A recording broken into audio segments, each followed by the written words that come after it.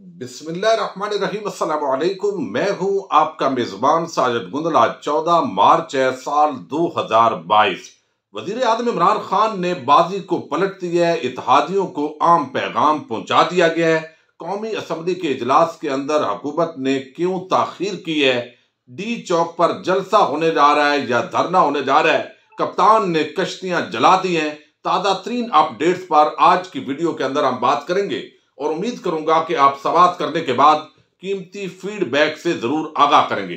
तहरीकी अदम एतमाद के पेश होने के बाद ही कुछ तलखियों के अंदर इजाफा हुआ है और जबान के इस्तेमाल के हवाले से जो बेएहतियाती है, गुज़श्ता रोज चौधरी शुजात हुसैन ने सूरत हुजरात की एक आयत करीमा जो है वो उन्होंने ट्वीट की और वजीर आजम को पैगाम दिया कि किसी के नाम को नहीं बिगाड़ना चाहिए। और general Bajwa already prime minister को कह चुके थे, लिहाजा हाफिजाबाद के जलसे के अंदर वजीर आजम ने बड़ी एहतियात की।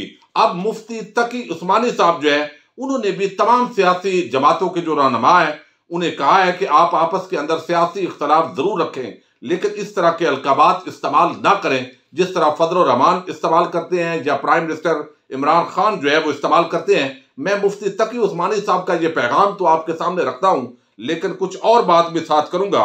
और वो कहते हैं कि सियासी इख्तलाफात में जिस बुरी तरह इस्लामी आकाम व इक़दार पामाल हो रही हैं, इनका तसव्वुर करके डर लगता है। अल्लाह ताला इसके वबाल से बचाए।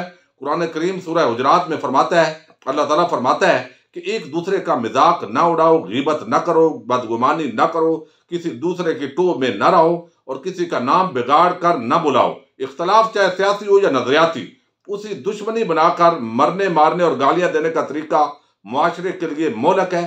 तनकीद दलाल से होती है, भोंडी जबान से नहीं। कुरान में हजरत मूसा व हारून अलैहिस्सलाम को फिरौन के मुकाबले में भी नर्म बात करने की तलकीन फरमाई गई। खुदारा सोचें कि हम कहाँ जा रहे हैं। ये एक बड़ा पुरमगज पैगाम है और मैं समझता हूँ मुफ्ती तकी उस्मानी साहब बड़े मोतदिल आलम दीन है।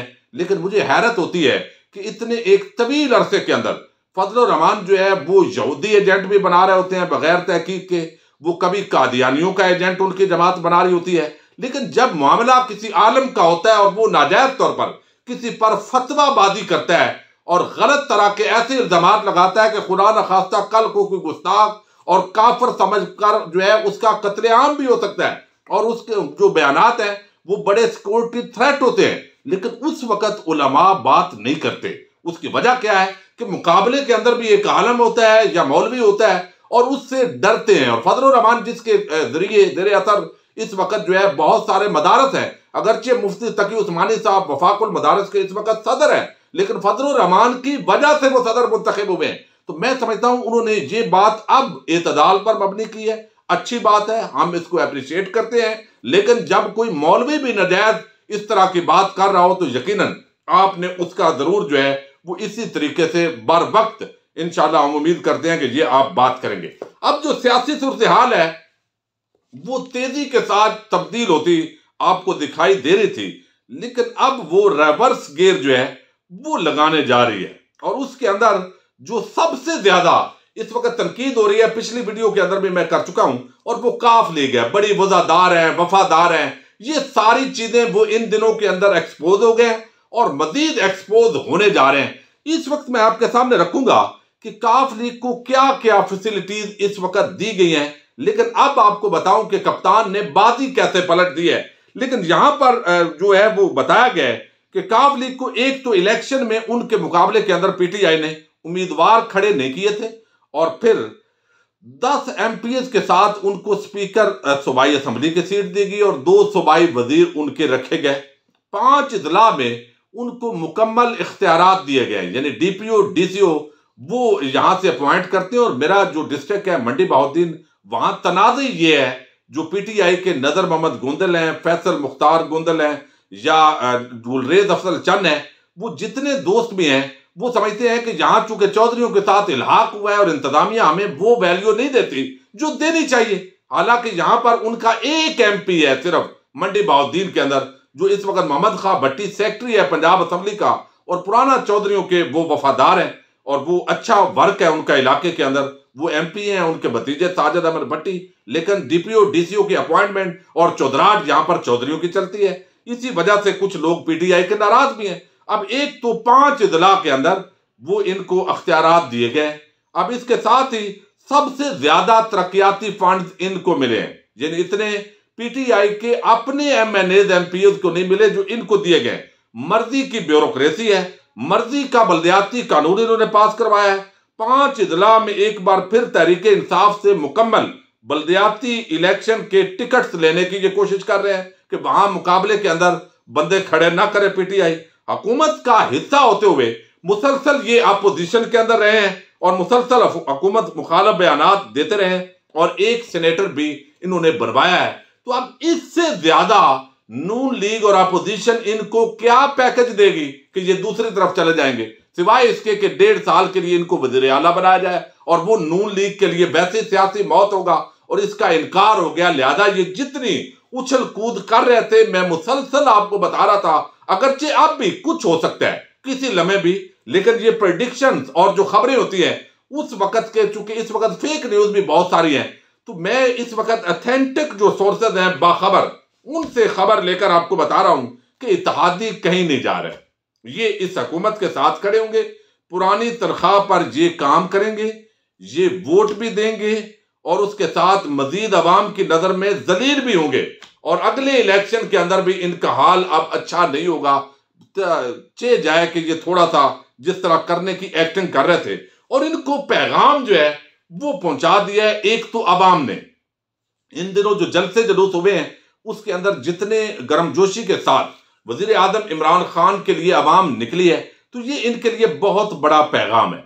और दूसरा, आज कोर कमेटी का जो इजलास हुआ है प्राइम मिनिस्टर की जेर सदारत, थोड़ा सा मैं उसकी रिपोर्ट जो हुआ है वो आपके सामने रखूं, लेकिन फिर आपको असल खबर देता हूं कि उसके अंदर क्या डिस्कशन हुई है जो मीडिया के अंदर नहीं आई और अभी आना शुरू हो जाएगी। वहां पर कोर कमेटी इजलास के अंदर मुल्की मामलात का जायजा लिया गया और कौमी असम्बली का इजलास बुलाने पर मशावरत हुई है। कोर कमेटी ने अदम एतमाद से मुताल्लिक फैसलों का अख्तियार वजीर आजम को दे दिया और इत्तफाक किया है कि डी चौक पर मुल्की तारीख का सबसे बड़ा जलसा होना चाहिए। वफाकी वजीर असद उमर ने इत्तेहादी जमातों से राबतों और मुशीर पार्लिमानी अबूर बाबर आवान साहब जो है उन्होंने कानूनी नुकात पर ब्रीफिंग दी है। वजीर आजम ने इत्मीनान का इजहार किया है और उन्होंने कहा जलसे की तैयारी करो, इंशाल्लाह इसके अंदर अपोजिशन नाकाम होगी। ये रिपोर्टिंग हुई है।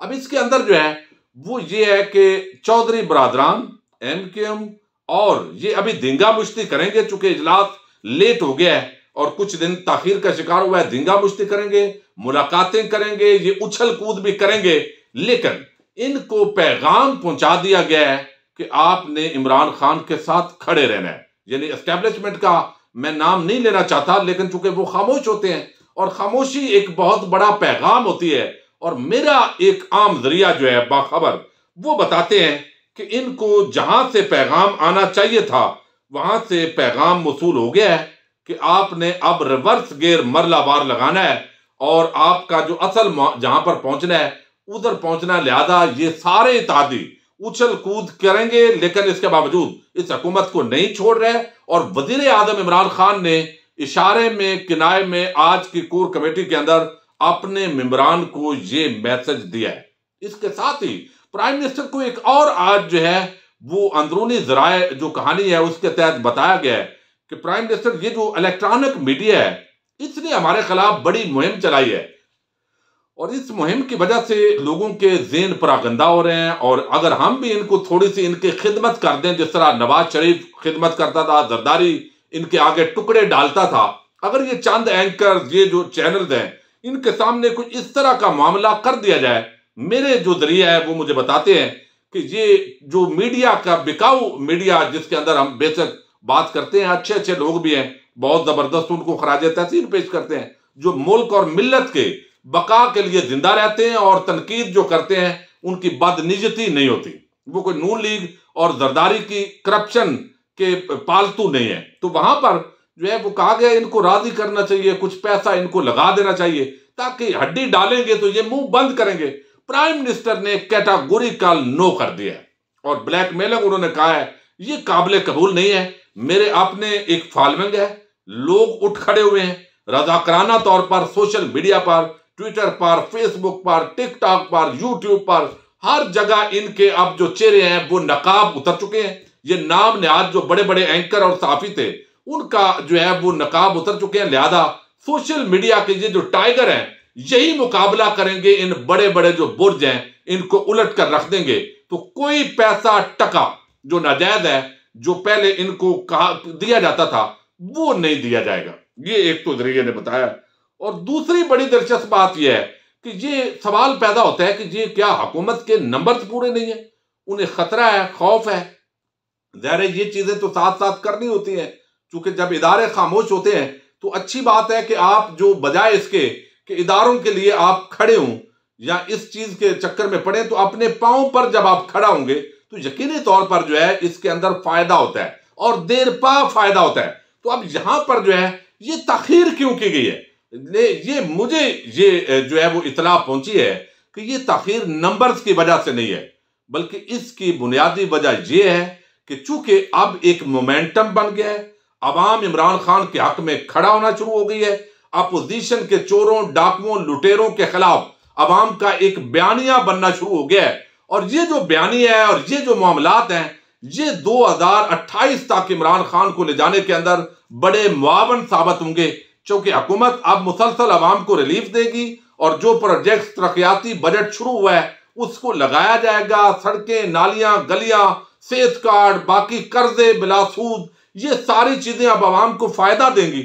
और इसके साथ ही जो है एक मर्तबा अवाम खड़ी होगी और एक एंटी इमरान और एक प्रो इमरान, ये दो ही मामले हैं और दो ही जमातें अब इस मुल्क के अंदर, किसने इधर खड़े होना है, किसने इधर। लिहाजा इस मोमेंटम को बरकरार रखने के लिए एक तो कहा गया है कि अभी चूंकि सवात और मालाकंड में भी जलसे होने हैं और जगहों पर भी जलसे होने हैं, और उसके बाद डी चौक के जलसे के लिए मोमेंटम बनेगा। लाखों लोगों को लाने के लिए भी टाइम चाहिए होता है, तंजीमों को एक्टिव करने के लिए, इसलिए इजलास एक ताखीर का शिकार किया गया और ओआईसी के इजलास तक, ताकि किसी भी तरह की जो गलत किस्म की हरकतें हैं वो अपोजिशन की तरफ से ना आ सकें। तो इसको ओआईसी के इजलास की वजह से, चूंकि 43 वज़राए खारजा ने कंफर्म की है अपनी आमद, जो बताया आज वफाकी वज़ीर इत्तलाआत ने, तो ये एक बड़ी डेवलपमेंट है। और वो ये कि वज़ीर आज़म ने तो कश्तियां जला दी हैं। दोनों सूरतों के अंदर अगर वो अपोजिशन में भी फर्ज माल तहरीक अदम एतमाद कामयाब हो जाती है और कुछ लोग बिक जाते हैं और वक्ती तौर पर वो वोट दे भी आते हैं, और चूंकि इस हवाले से हुकूमत के पास सबूत तो मौजूद हैं लेकिन कुछ के नहीं भी हो सकते, और ये सारी चीजें चल सकती हैं, जमीर फरोशी हो सकती है। 18, 20, 25, 30 करोड़ अगर मिल रहा हो तो बहुत सारे लोगों के ईमान डगमगा सकते हैं। और फिर ऐसे बेजमीर लोग जब असम्बलियों में पहुंचते हैं तो वो मुल्क को, कौम का भी सौदा करने से दरेग नहीं करते। लेकिन बहरहाल वजीर आजम जो है वो कश्तियां जला चुके हैं। वो अगर नाकाम होते हैं बगैर, इसके बावजूद भी उनकी कामयाबी है, उनका बयानिया मजबूत है, और फिर भी वो अवाम को सड़कों पर रखेंगे 1, 1.5 साल, 6 महीने, और मामलात और निज़ाम फिर भी नहीं चल सकेगा। और दूसरी सूरत के अंदर जो है वो वजीर आजम कामयाब हूं, तहरीक अदम एतमाद नाकाम हूं, ताकि जो प्रोजेक्ट शुरू किए गए हैं और जो पाकिस्तान की तरक्की का सफर शुरू है वो कंप्लीट हो जाए। तो इस मामले के अंदर इदारे भी यकीनन ये चीजें देख रहे हैं। और अब चूंकि अपोजिशन ने किसी अगली वीडियो के अंदर तफसील से बात करेंगे कि जो अपोजिशन उस वक्त आज इदारों पर तनकीद करते थी, establishment, general Bajwa, general Faiz Hameed, अब वो सारा जरा रिवर्स हो गया है। अब मामलात मजीद आगे बढ़ेंगे। इस वक्त की ताज़ा तरीन डेवलपमेंट्स यही हैं। अब देखते हैं कि मजीद ये सारी उछल कूद किस रुख, कौन सा रुख अख्तियार करती है। लेकिन इंशाअल्लाह अवाम पर उम्मीद है और कप्तान जिंदाबाद है और पाकिस्तान पाइंदाबाद है और जिंदाबाद है। अल्लाह हाफिज।